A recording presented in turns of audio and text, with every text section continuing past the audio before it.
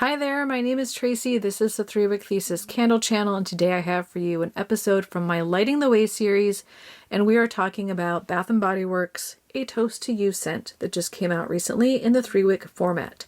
It's also available in body care if that's your jam, but here on my channel I focus almost entirely on candles, so that's what we're doing in this review.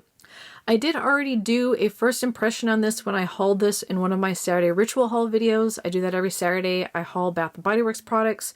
I'm going to go ahead and link that below in case you want to check out my first impressions, and I'll also pop a card up here if that's easier for you and you have your cards on. I am still going to talk about the scent notes and how it smells on cold and show you the wax and the wicks and the label and all that stuff. So a little bit of this will be redundant if you saw that earlier, but I always like to include that information in my Lighting the Way episode. So the label is, kind of simple, not a lot of bells and whistles. I do feel like mine has a slight defect in it. It's got some weird, it feels like a bubble, but it's not a bubble. If you look at it, it looks kind of wrinkled or creased. So you have some silver foil. It's more of a matte sheen, however, with some fireworks or some fizz from champagne. It could go either way. Feels festive, feels a bit like a New Year's candle. The wraparound is glossy black with no detail.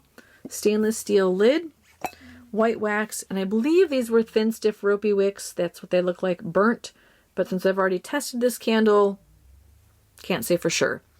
And you'll see I've gotten probably about a quarter of the way through. I think this is 4 burns, if I recall correctly. Now on cold, I made a joke because there's a note in here called smooth amber. It's sequined plums, berry spritz, and smooth amber. And on cold, I said, there's nothing smooth about the amber in here. This on cold is very amber heavy, very perfumey, and the amber is very sharp on the register. It hits you in the nostrils. It almost reads like a bergamot to me. It's so sharp.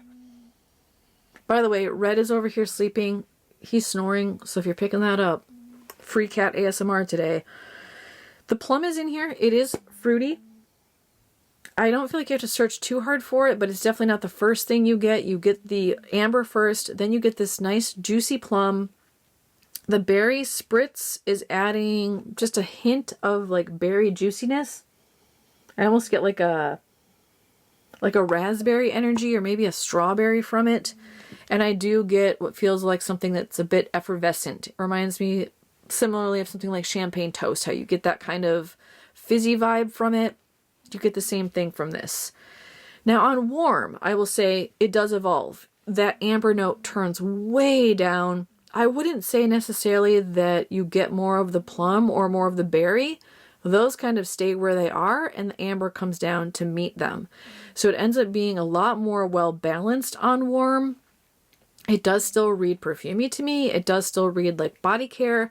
And this is the sort of scent that I would designate as a bedroom candle. One, because it will be very hard to blend this with other candles that I burn, but also because it does feel a little bit romantic. It feels a little bit more body care-esque. It's not something I necessarily want my kitchen to smell like, for example, or my living room.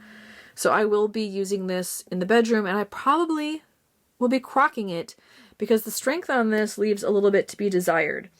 So I have this as a medium leaning towards light, which if you smelled this on cold, you would think that wasn't possible. But it really doesn't give a lot of oomph. It actually reminds me a little bit, not quite as bad, but a little bit of Vanilla Noir. And it came out and it was a little bit perfumey and it smelled like it was going to be strong. And then we lit it and it was like, oh, is this it? Is this all we're getting? And I feel like I'm getting the same feeling with A Toast to You. I expected it to be almost a powerhouse based off of the smell on cold, and it's actually just very subtle. And that's another reason to keep it as a bedroom scent, and I will probably crock it for that reason, because I hope to amplify it a little bit. I want it to fill the space, but not be overpowering, so I think the crock is the way to go with what I have left in here. In terms of throw, same thing. It's not going to project far into the room. I could only smell it really if I was about 3 or 4 feet away from it. It's not elusive. It doesn't project it across the room in pockets. It just doesn't project it. It kind of just hovers directly around the candle and you don't get a sense of it in the full room. So again, small room, desk candle energy sort of vibe from this. I will also note that this was an extremely hot burn. I couldn't let it go for more than 2 hours with any of the burns I did before I felt like the flames were kind of getting out of control and starting to soot. So this is one you're also going to have to babysit, which is yet another reason why this will be a crock candle for me.